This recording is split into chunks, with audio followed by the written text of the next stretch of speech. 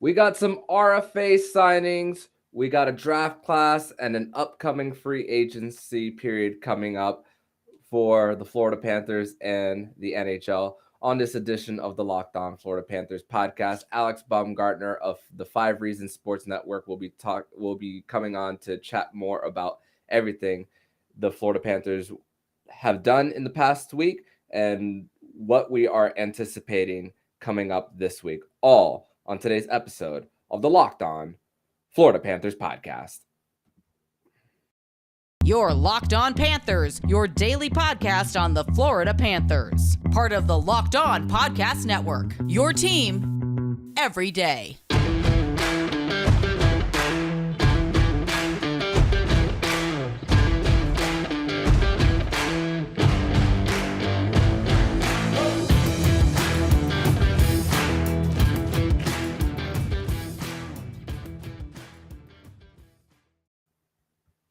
And welcome into this Monday, July 11th edition of the Locked On Florida Panthers podcast, part of the Locked On Podcast Network. We're your team every day.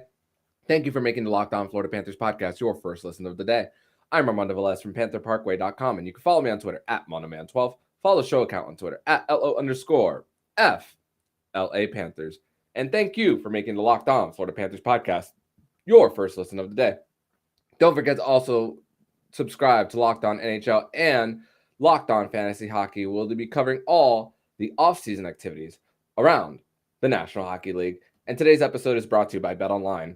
BetOnline has you covered this season with more props, odds, and lines than ever before. BetOnline, where the game starts.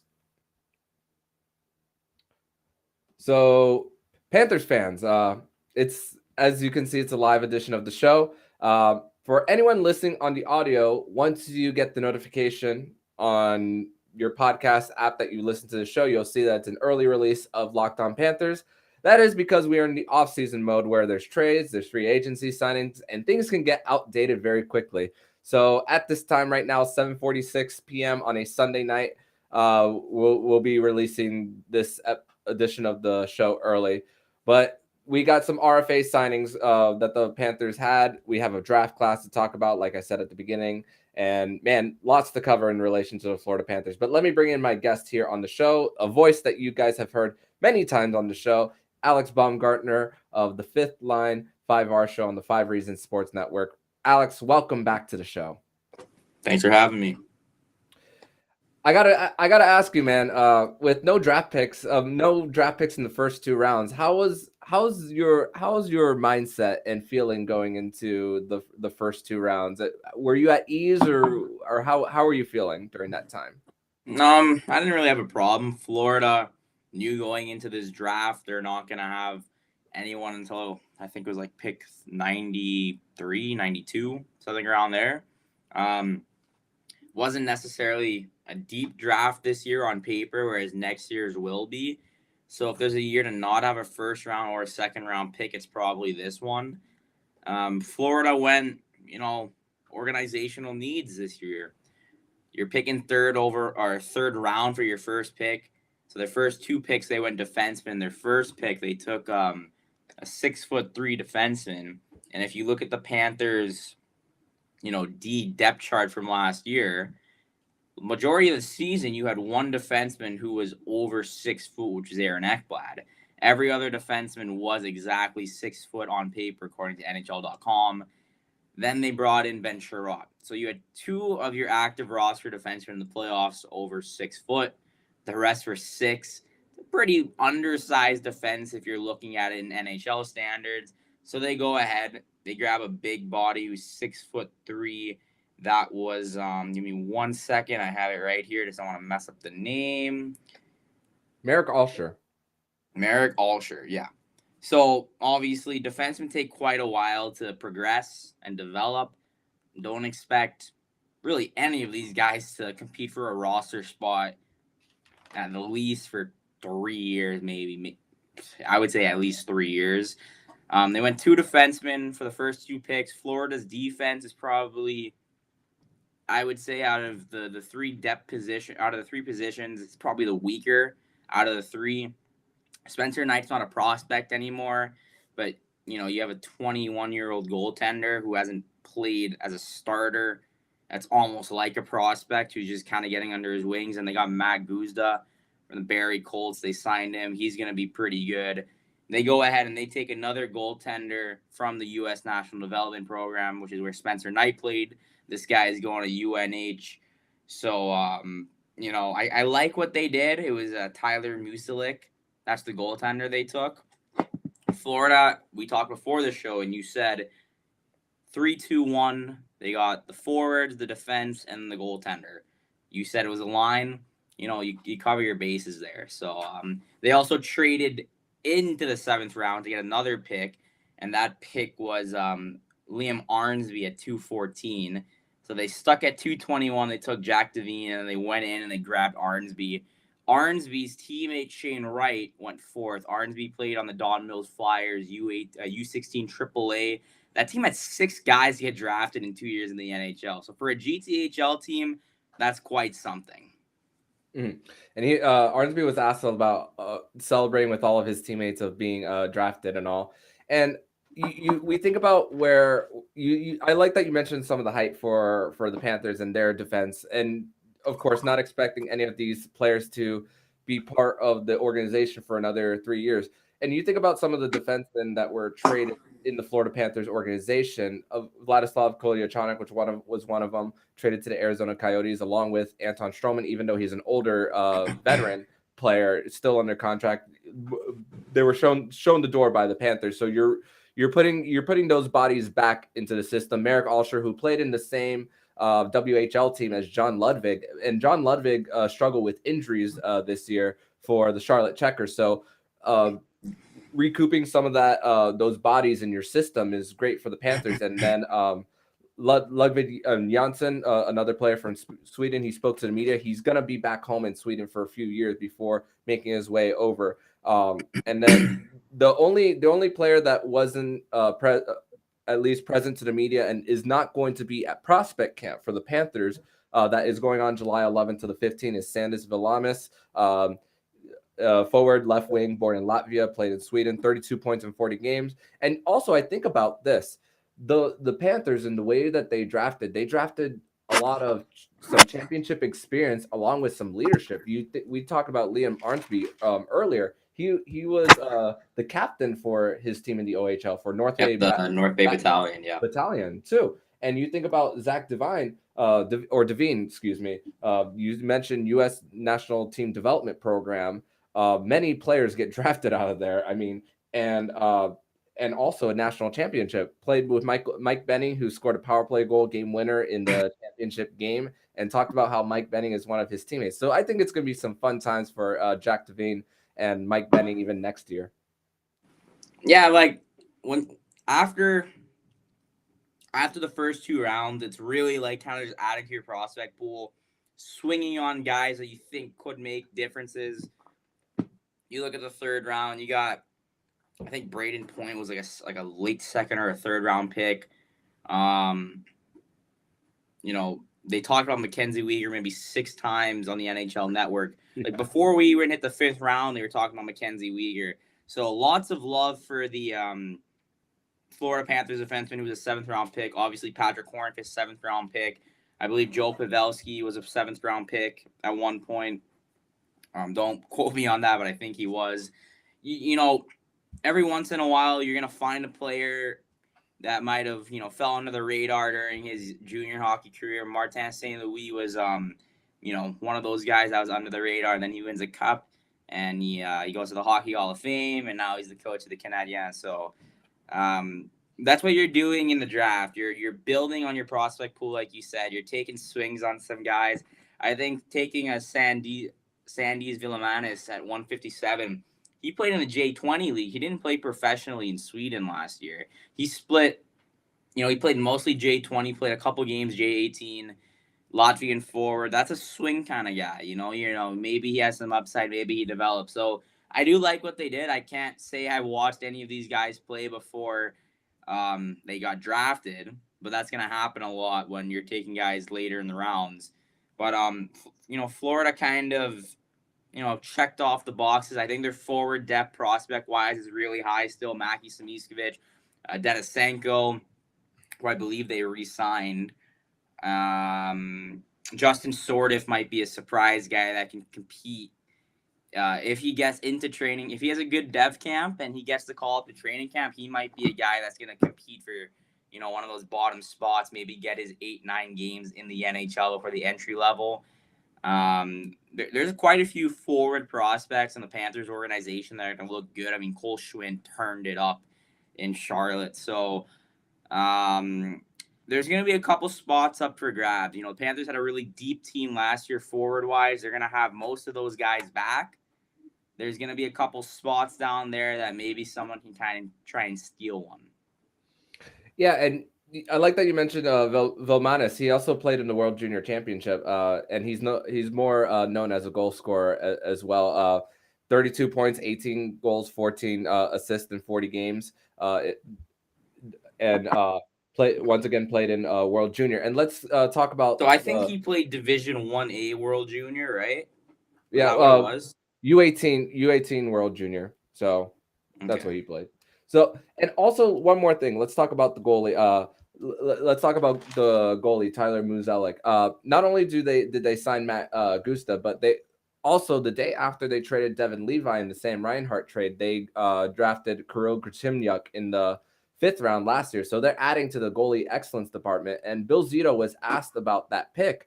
And the goalie excellence department, Luongo's part of it, and Bill Zito described it as banging the table quite a bit for Tyler Munzelek as well. So it gives me confidence that with the Levi pick and improving his trade value, that this is going to be another one. And when if you just look at the numbers itself, there's a big jump from 2021 to 2022 just in 1 year. His save percentage was around 850. Not good. But, he got around 900 in just a 1 year jump. So you also have to look at where he was playing. The U.S. National Development Team, year one, they play USHL teams as senior or 16, 17-year-olds, right? And then year two, you're playing NCAA teams. So you're playing a lot faster, bigger competition. You have to look at that. Also, COVID year, the goaltenders have a slower learning curve than any player position in hockey.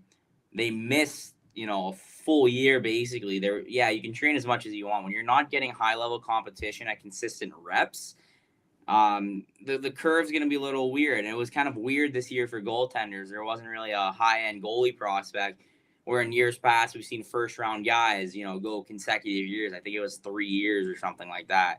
We had Kosa, we had Spencer Knight, we had that Russian guy who went to Nashville, Askarov. So there's, this wasn't necessarily a goalie year. This is kind of when you start swinging on guys, hoping that development curve is going to pick up a little bit. Goaltenders, they don't scout them that crazily. They were talking about it on NHL Network. Some of the, the funding that you put into scouting other guys, and doesn't necessarily go into goaltending just because of how, deep and how long it takes to develop a goalie. Look at guys like Kemper, who wins the Cup, ECHL. Jordan Binnington was, I believe, sent to the ECHL at one point, wins the Cup. You never know with the goaltenders. So, if the goalie department of excellence of the Florida Panthers like it, I can't complain. Yeah. And also, let's put a little perspective in one of the picks as well. We mentioned Leon Armsby earlier.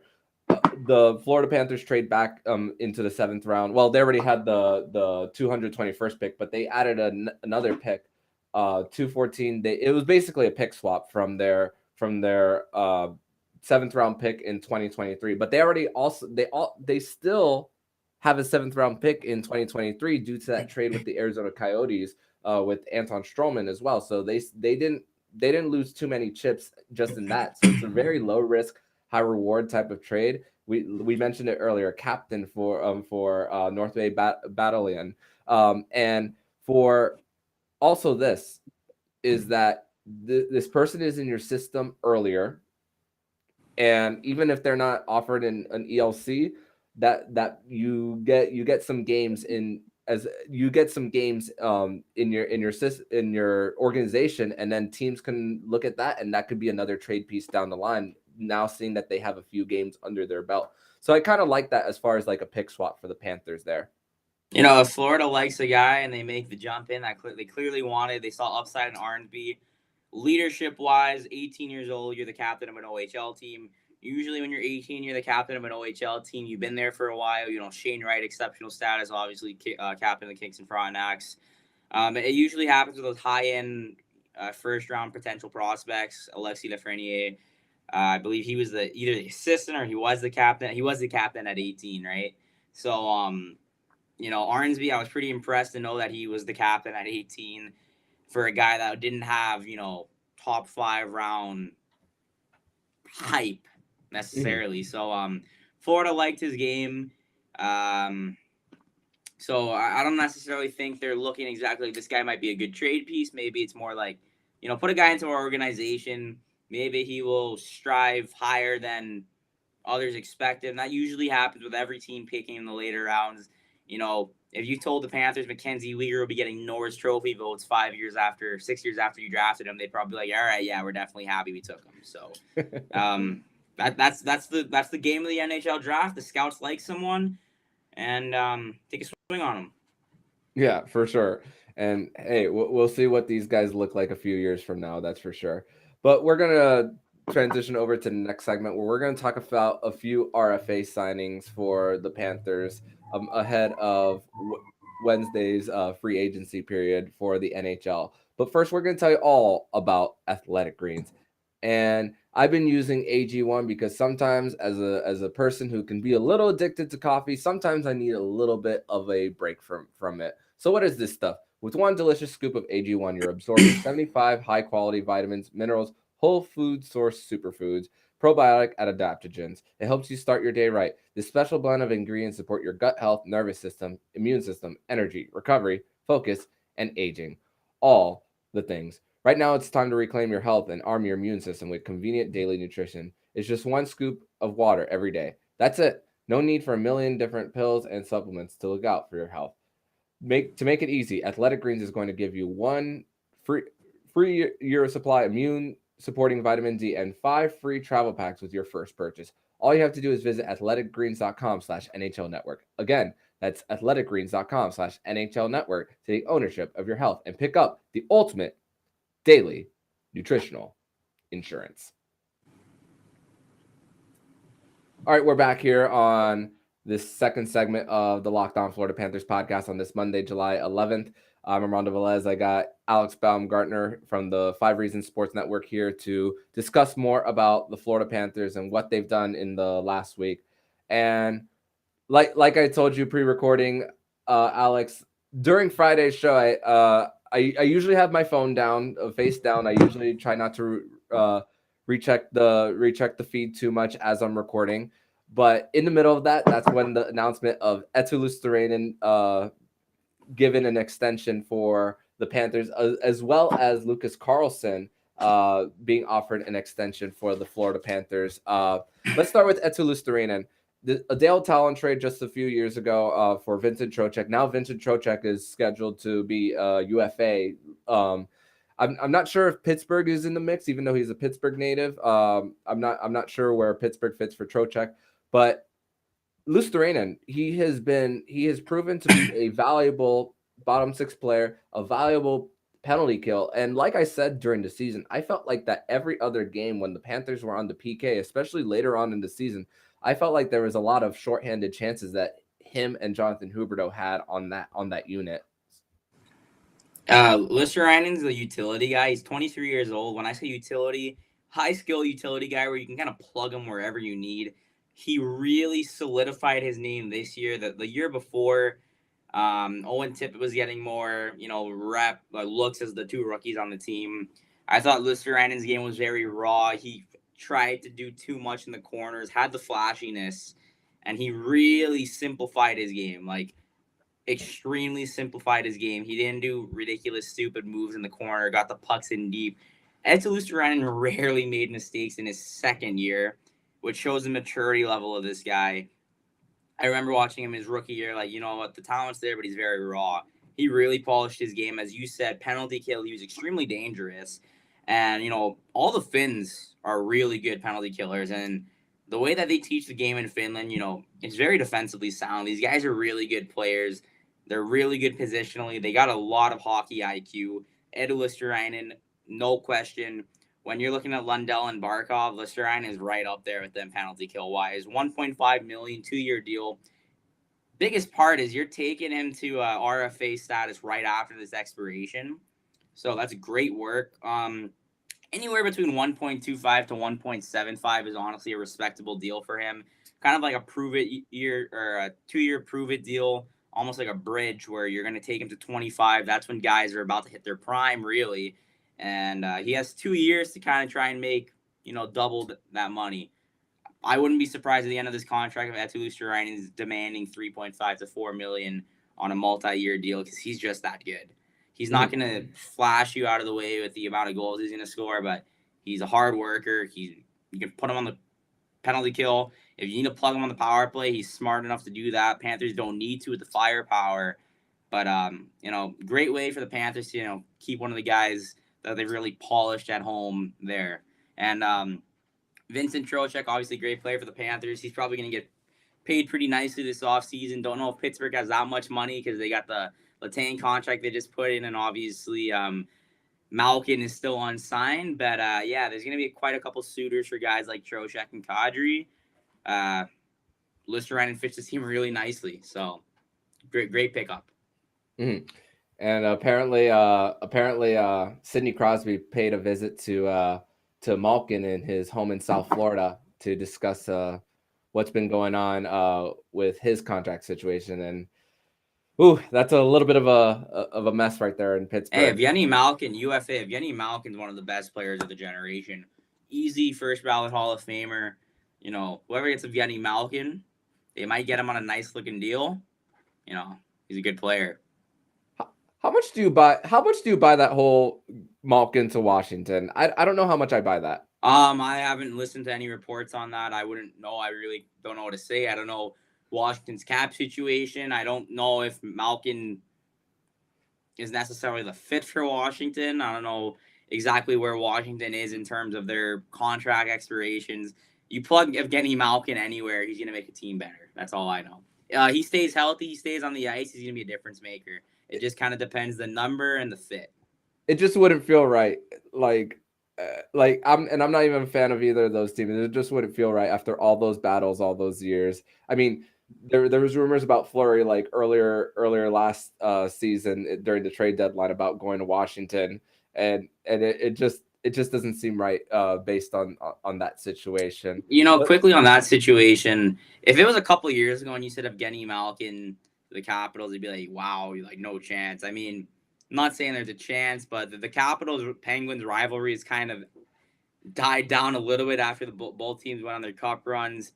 I think not seeing each other in the playoffs for a couple of years definitely down, made the rivalry down a little less, but still nonetheless would be kind of weird seeing, Malkin in a Washington Capitals jersey. He did play with Ovechkin a lot in the Russian national team, but I don't know too much about that situation, but it'd definitely be interesting to see him play with Ovechkin one more time. Yeah, let's move on to Carlsson. Got a new contract for the Panthers. And Carlsson, he was viewed as the seventh defenseman on the team. A 1 year two-way contract for Lucas Carlsson, and for him $800K on the as his cap hit. So let me see how many games specifically Carlsson played. I think Carlsson he played 40 games. Yeah, he played 40 games, and that's the continuation. Even though to give up what the Panthers gave up to get Carlsson, of course it costed Henrik Borgstrom, who had a hard time developing when he was with the Panthers. But it just continues the theme that even when they give up draft capital for a trade, that they continue to sign. I mean, we talked about Brandon Montour. We talked about Sam Bennett. We've talked about Sam Reinhart. Yet, even though this isn't a high draft pick that they gave up to get Carlsson, hey, they were able to extend him 1 more year, and just like Eetu Luostarinen, another prove-it deal for Carlsson. And Carlsson had one of the biggest highlight reel blocks this season against Carolina. It was Kakaniemi and someone else, but it was just one of the best highlight reel blocks that we've seen from Carlsson. This is definitely more of a prove it deal. 1 year does take you to RFA status once again, but it's a 2-way deal, whereas the Eetu Luostarinen was a 1-year deal. So there is a chance that he can get sent down. Carlson's a plug in, plug out kind of guy. He's not a consistent top 6 guy on a team yet. I don't know necessarily. He's 25 right now. You can always fight back and try and solidify yourself in the top 6. He's a plug in, plug out kind of guy, which is what you're gonna need. You see injuries every year, especially with defensemen. 6 defensemen on the ice compared to 12 forward on any given night, 12 forwards. So wear and tear. He's a really solid guy to plug in, plug out. I liked him kind of in that role. He played 40 games.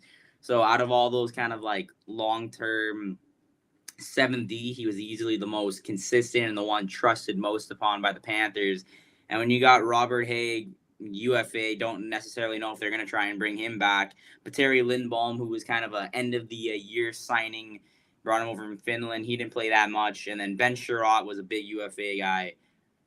He's a UFA. He was the big kind of defenseman they went to pick up at the deadline, gave up a first-round pick, gave up some assets for that. I don't know the number. Panthers are kind of hard cap right now. It's a dead cap. It's a flat cap year once again. So it's going to be tough.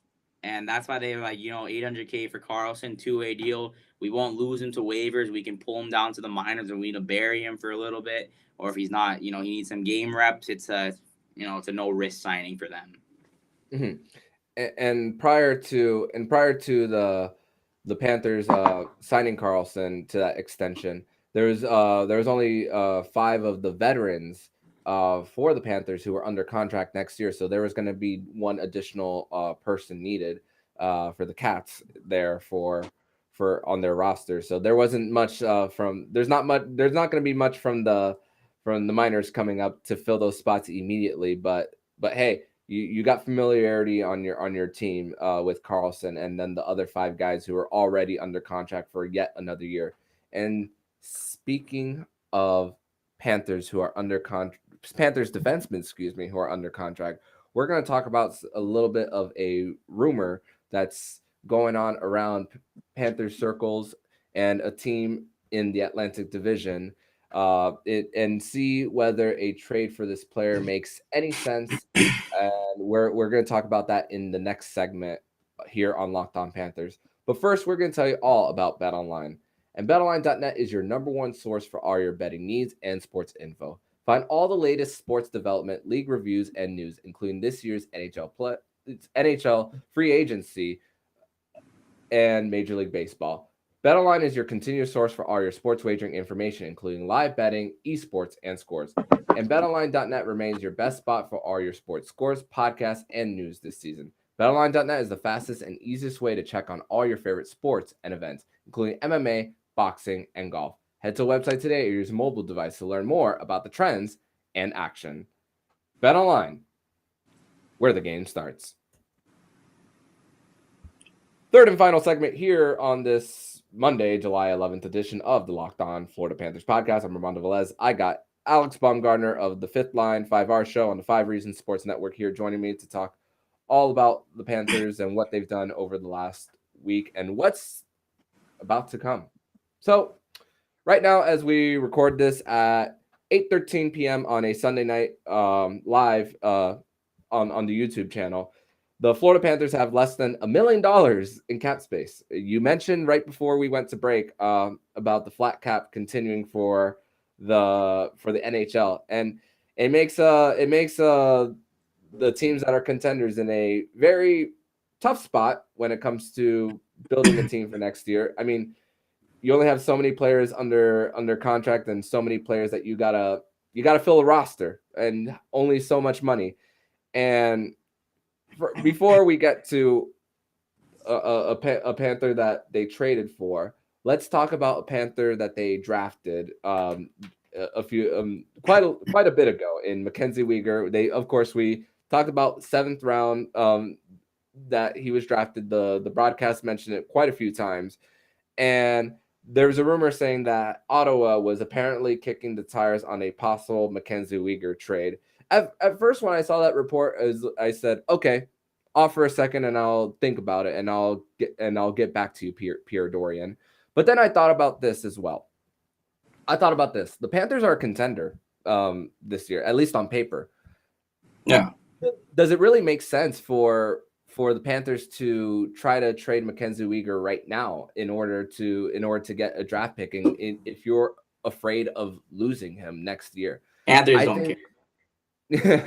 I think it would make more sense for Mckenzie Uighur to still be on the Panthers next year and still have the season play out, especially with what. Go ahead. Oh, you mentioned a second round pick. If the Panthers are gonna trade a season of Mckenzie Uighur for a second round pick, I'd rather lose Mckenzie Uighur for free than give up a second round pick. And now I'm not a Mckenzie Uighur fanboy by any means. I'm not a Mckenzie Uighur truther. I think he should be on this team. If he's from Ottawa, Ottawa needs a right-handed defenseman. Whenever Jake Sanderson's ready, whether it's this year or the next year, I'm going to assume they're going to want Jake Sanderson signed now, because then you're getting into the NCAA, has 1 year left. Maybe I hold out and I sign wherever I want for a first-round pick. They're going to probably try and sign Jake Sanderson if they haven't already. I don't think they have signed Jake Sanderson, excuse me. I'm looking at it right now. So you got Thomas Chabot, left-handed D, Jake Sanderson, left-handed D. I don't remember which. Eric Brandstrom, left-handed D. You're left-handed D heavy on that team for your young guns. Right-handed D, it's not that strong. They want a right-handed defenseman. Mckenzie Uighur, 1 year away from extension. He's able to sign an extension very soon. Of course, they're going to try and inquire, but Florida doesn't need picks. The Florida Panthers, they went for Paul Maurice for a reason. They're ready to win right now. If Andrew Burnett doesn't keep his head coaching job after taking a team to a President's Trophy, is runner-up in the Coach of the Year awards, there's absolutely zero chance they're trading Mckenzie Uighur for anything less than a guy that's going to be able to jump back in. And quite frankly, there's no one that's going to be able to jump back in like Mckenzie Uighur. Whether you like him or not, I don't think there's a guy on the table anywhere in the NHL that's going to fill the role like Mckenzie Uighur's been able to. So I think Mckenzie Uighur's happy in Florida. I think he's going to try and get an extension done now before he has another season. It's probably smart for him to try and sign the extension now. I think Florida's interested as well. So I don't see Mckenzie Uighur going anywhere this season. Mm-hmm. Yeah, and like I said, they're contending. They want to win right now, and I like that you mentioned if they're gonna ship him out, you got to replace him with someone who's gonna help this team win at this moment in time. And if they were middle of the pack, sure, maybe you do it, but a President's Trophy winner, I don't see. And I want you to mention something on the show that we mentioned prior to recording about kicking the tires. What do you think they tell everyone listening? What do you think they meant by when it came to kicking the tires on the trade? Honestly, I don't exactly know, but when I hear kicking the tires, I'm not sure if that's starting something up, kicking it up, or if you're kicking it to stop. So whatever it is, there was definitely interest. It makes sense why Ottawa would want Uighur, not just because he's the hometown guy. Uighur would be able to jump in, and Ottawa, their defense, besides Chabot, Brandstrom hasn't really played. Sanderson's never played in the NHL. You got Zaitsev, you got Hamonic, you got Zub. It's not really the best defense. Obviously, they made a great trade for Alex DeBrincat. Oh, yeah. They get a consistent, 30-plus, 40-plus goal scorer. DeBrincat could be in the debate for top 5 goal scorer in the NHL after Matthews, Draisaitl, and Ovechkin. And the stats prove it. He's easily a top 10 goal scorer in the NHL. So you bring him in with Brady Tkachuk, Tim Stützle, Shane Pinto, Carter Brown. They have a nice team on paper, but I don't, the Atlantic is still a tough out. You got the Panthers, you got the Lightning, you have the Leafs. Whatever you want to say about the Bruins have consistently done it, and they're pretty much running it back unless Pasternak really wants out. But that's another story for another day. I don't necessarily think Ottawa is going to make the playoffs, but they're definitely going to be a competitive team. But they could still easily fall out of the playoffs with how strong the East is again. And let's not forget that Jake DeBrusk rescinded his trade request from the Bruins after getting his extension at the trade deadline just this past season.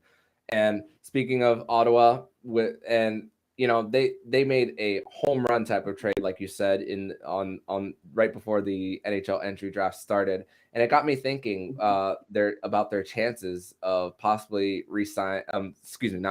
signing free agent Claude Giroux to the Sens. Of course, he's from the area, and I think that with that DeBrincat trade, part of me feels like that it's sending a message saying, "Hey, Claude, we're ready to win." What's your take on it? I don't know if they're ready to win. DeBrincat's 24, and DeBrincat lines up perfectly with the core of this team, which is 22-year-old Brady Tkachuk, 20-year-old Tim Stützle, 25-year-old Thomas Chabot, 20-year-old Jake Sanderson. He's lining up perfectly alongside those. And let's think of another team who had guys around that age range a couple of years ago, 6 years ago. Florida Panthers, Jonathan Huberdeau, Alexander Barkov, Aaron Ekblad, Mckenzie Uighur jumps into the fray. You have a core kind of built around the exact same 3 to 4 year age gap. Alex DeBrincat's falling perfectly in there. Now, Claude Giroux, 1,000 NHL games. He's 34 years old. Now, Armando, maybe 37, 38, I could easily see him saying, 27, 28-year-old Alex DeBrincat has put up multiple 40-goal seasons. Brady Tkachuk, multiple-time All-Star, one of the best,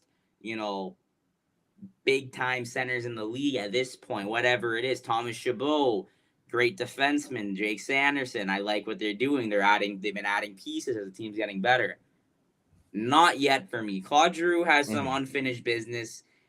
He can go play for a contender for a couple more years. He can still play. He was good in the playoffs, one of the better players in the playoffs for the Panthers, if not the second best forward after Carter Verhaeghe. I don't know if it's going to be in Florida, but I know there's some unfinished business with Claude Giroux. I know there's interest from both sides, from reports.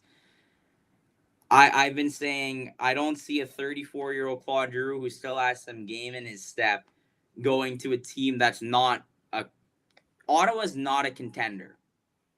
They're a competitor for a playoff spot. That's what they are. He's still going to have to do a lot of heavy lifting, where in Florida, he's not going to have to do the heavy lifting as much. Because the top 9 in the Florida Panthers is probably going to compete with that top line with the Ottawa Senators. The third line can compete with the top line. Unless the Senators are taking huge jumps, obviously DeBrincat's really nice, so that's a great addition. And I think that's where they're kind of getting the edge over the Panthers' third line, who was really good last year. Obviously, Mason Marchman's unsigned as well.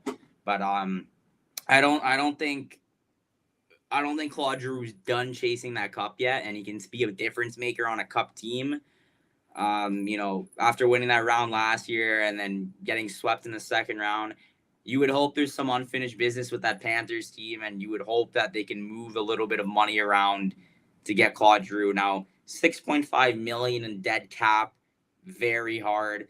Obviously, the Anthony Duclair, $3 million that you can kind of take off is going to help, but you still got a lot of stuff. You got no movement clauses. You don't really have that many guys that you want to trade.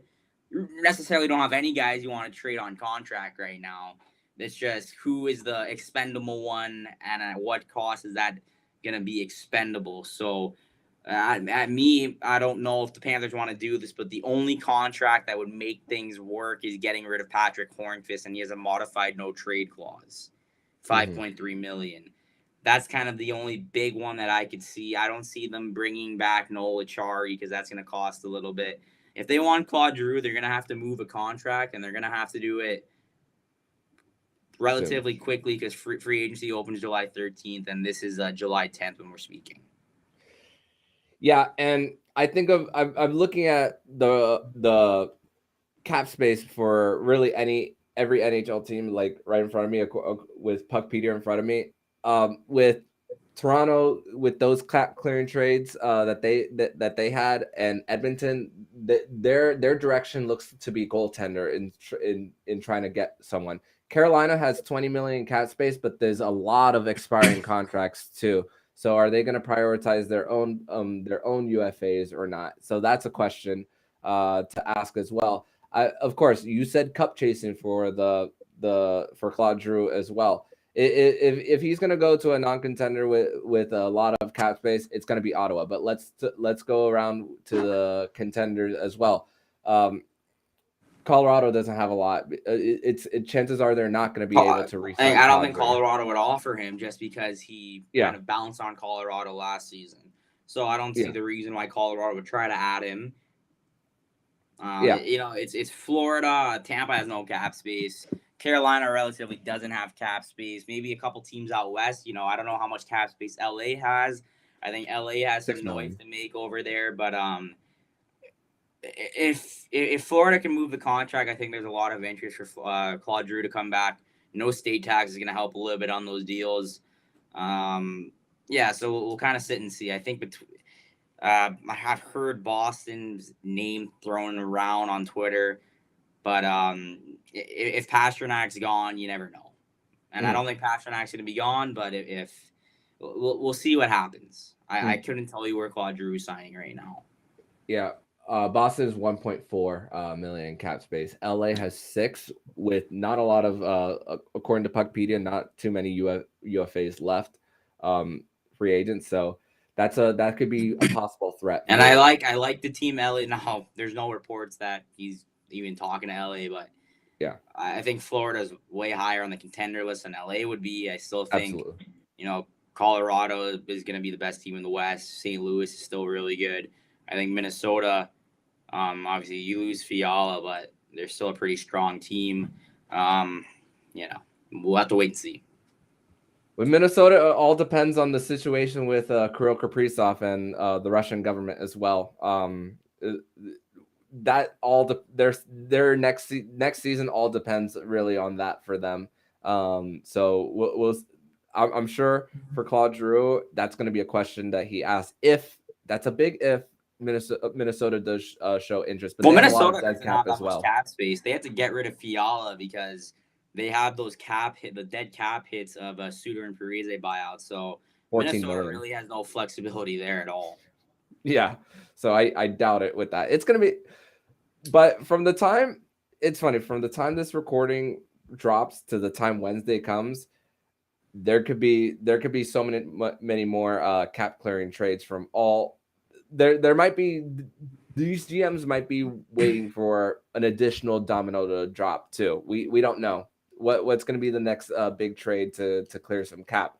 That's going to cost some picks even next year, or who knows what they're going to do. And that's why we are doing this live. We did this live, and that's why on the podcast version, you guys have gotten this version of Locked On Panthers early, so that you guys won't get any outdated information based on the Panthers and the rest of the NHL. But Alex, I want to thank you for joining me on this live Sunday night / Monday edition of the show. Tell everybody where they can find you and your work online. Keep it simple once again. Baumgartner 91 on Twitter. Awesome. And you could also follow his work on the 5 Reasons Sports Network, the Fifth Line 5-hour show, and all that jazz.